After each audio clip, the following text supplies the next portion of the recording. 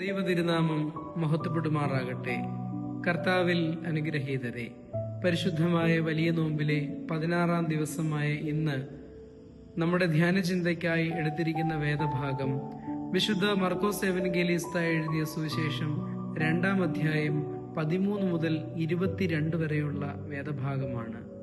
നമ്മുടെ കർത്താവ് കഫർനഹൂമിൽ വെച്ച് പക്ഷവാത രോഗിയെ സൗഖ്യമാക്കിയതിനു ശേഷം കടൽക്കരയിലേക്ക് പോയപ്പോൾ അവിടെ കൂടിയിരുന്നവരോട് ഉപദേശങ്ങൾ നൽകുകയും അവിടെ വെച്ച് ചുങ്കക്കാരനായ ലേവി അഥവാ വിശുദ്ധ മത്തായി ശ്ലീഹായെ തന്റെ സുവിശേഷത്തിന്റെ ഭാഗമാകുവാൻ ശിഷ്യത്വത്തിലേക്ക് ക്ഷണിക്കുന്നതും അതിനുശേഷം ഉപവാസത്തെക്കുറിച്ച് സംസാരിക്കുന്നതുമായ വേദഭാഗമാണ്. നമ്മുടെ കർത്താവ് വിശുദ്ധ മത്തായി ശ്ലീഹായെ സുവിശേഷീകരണത്തിനായിട്ട് വിളിക്കുമ്പോൾ, നീ എന്നെ അനുഗമിക്ക എന്ന് പറയുമ്പോൾ ആ നാഴികയിൽ സകലതും വിട്ട് വിശുദ്ധ മത്തായി ശ്ലീഹ കർത്താവിനോട് ചേരുന്നതായിട്ട് നമ്മൾ വായിക്കുന്നു.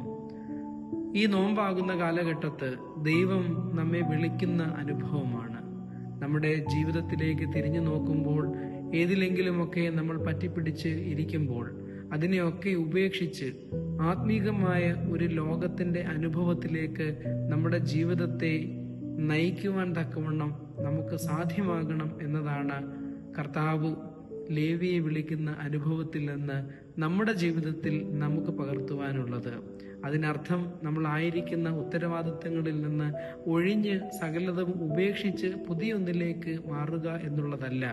നമ്മളായിരിക്കുന്ന ജീവിത സാഹചര്യങ്ങളിലും മേഖലകളിലും നമ്മളായി തന്നെ നിലകൊണ്ട് ആത്മീയ ജീവിതത്തിൽ മുന്നേറുവാൻ തക്കവണ്ണം നമ്മുടെ ഉത്തരവാദിത്വങ്ങളിൽ നിന്ന് വ്യതിചലിക്കാതെ അതിൽ സുതാര്യമായും സത്യസന്ധമായും ദൈവത്തെ അറിഞ്ഞും നീതിപൂർവമായും അതിൽ തന്നെ തുടരുകയും ആത്മീക ജീവിതത്തിൽ കുറച്ചുകൂടി ബലപ്പെടുവാനും തക്കവണ്ണം സാധ്യമാകുന്ന ഒരനുഭവത്തെ ഉണ്ടാക്കിയെടുക്കുക എന്നുള്ളതാണ് ആ നിമിഷത്തിൽ മത്തായി ശ്ലീഹ കർത്താവിനോട് അനുഗമിച്ചു എന്ന് ചിന്തിക്കുമ്പോൾ നമ്മൾ ധ്യാനിക്കേണ്ടത്. നമ്മുടെ ഈ നോമ്പ് കാലഘട്ടത്തിൽ ദൈവത്തെ ധ്യാനിക്കുവാനും ദൈവത്തെ അനുഗമിക്കുവാനും ദൈവത്തിന്റെ അനവധി കൃപകളെ ഓർത്ത് സ്തുതിക്കുവാനും തക്കവണ്ണം ഉതകുന്നതാകണം നമ്മുടെ ഈ നോമ്പ് ജീവിതം എന്നുള്ളത്. നമ്മുടെ ജീവിതത്തിലെ കുറവുകളെ ഒക്കെ കാണുന്നവനായ ദൈവത്തിന്റെ നിറവുകളെ ജീവിതത്തിലേക്ക് കൃപകളായി തരുവാൻ നമ്മെ വിളിക്കുമ്പോൾ നമ്മൾ അനുഗമിക്കുവാനുള്ള മനസ്സ് ഉള്ളവരായി തീരണം.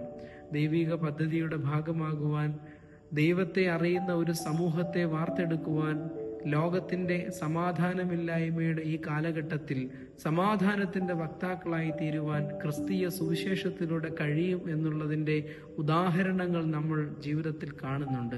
അപ്രകാരം ക്രിസ്തീയ സമാധാനത്തെ പങ്കിടുവാനും പകരുവാനും ആ സമാധാനം ഉണ്ടാകുവാൻ ജാഗരണത്തോടുകൂടി പ്രാർത്ഥിക്കുവാനും ഉപവസിക്കുവാനും ഈ നോമ്പിന്റെ കാലഘട്ടം നമുക്ക് സാധ്യമാകണം.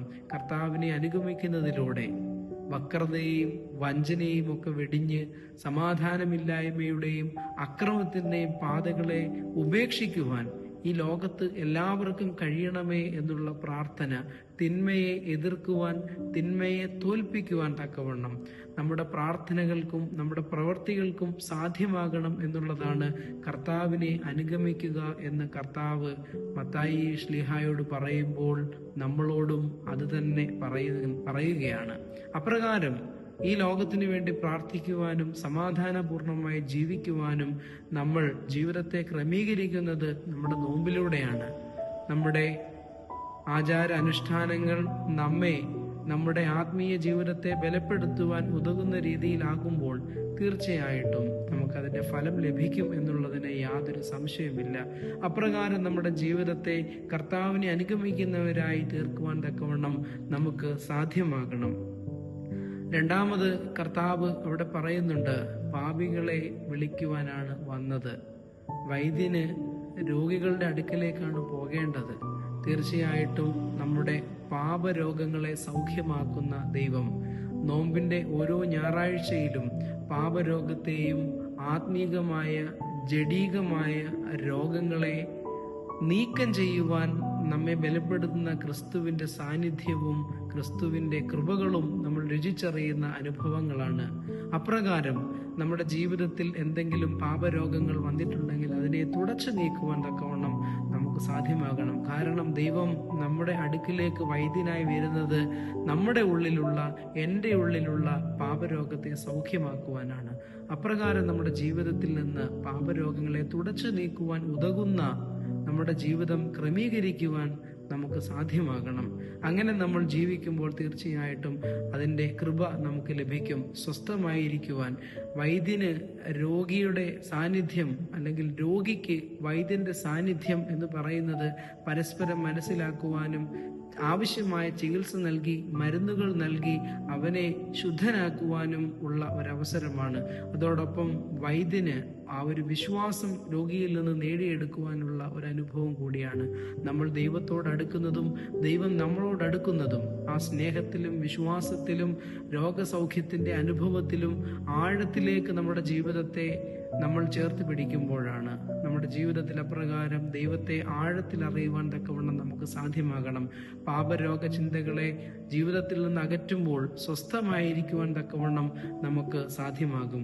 23-ാം സങ്കീർത്തനത്തിൽ നമ്മൾ വായിക്കുന്നുണ്ടല്ലോ, അവൻ പച്ചയായ പുൽപ്പുറങ്ങളിൽ എന്നെ കിടത്തുന്നു, സ്വസ്ഥതയുള്ള വെള്ളത്തിനരികിലേക്ക് എന്നെ നടത്തുന്നു, എൻ്റെ പ്രാണനെ അവൻ തണുപ്പിക്കുന്നു. നമ്മുടെ ജീവിതത്തെ തണുപ്പിക്കുന്ന ക്രിസ്തു, നമ്മുടെ ജീവിതത്തെ സ്വസ്ഥതയുടെ അരികിലേക്ക് നടത്തുന്ന ക്രിസ്തു, അതാവണം നമ്മൾ ദൈവത്തെ വിളിക്കുമ്പോൾ, ദൈവത്തോട് പ്രാർത്ഥിക്കുമ്പോൾ അനുഭവം ചോദിക്കേണ്ടത്. എൻ്റെ ജീവിതത്തെ തണുപ്പിക്കുന്നവനായ ദൈവമേ, എൻ്റെ ജീവിതത്തിൽ എന്നാളും സ്വസ്ഥതയോടുകൂടി ആയിരിക്കുവാൻ എനിക്ക് നല്ല സാഹചര്യങ്ങളെ, നല്ല കാലങ്ങളെ തരണമേ എന്നുള്ളത്.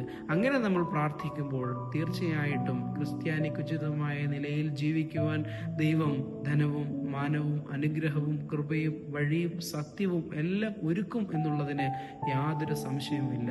ഈ നോമ്പ് കാലഘട്ടം സ്വസ്ഥമായിരുന്ന് നമ്മുടെ ജീവനെ തണുപ്പിക്കുവാനും സ്വസ്ഥതയുള്ള ജീവിതത്തെ നേടുവാനും സാധ്യമാകട്ടെ. ഈ വേദഭാഗം അതിന് നമ്മെ നയിക്കട്ടെ, ഒരുക്കട്ടെ എന്ന് പ്രാർത്ഥിക്കുന്നു. ദൈവത്തിന്റെ കൃപ നാം എല്ലാവരിലും ഉണ്ടായിരിക്കുമാറാകട്ടെ. ആമീൻ.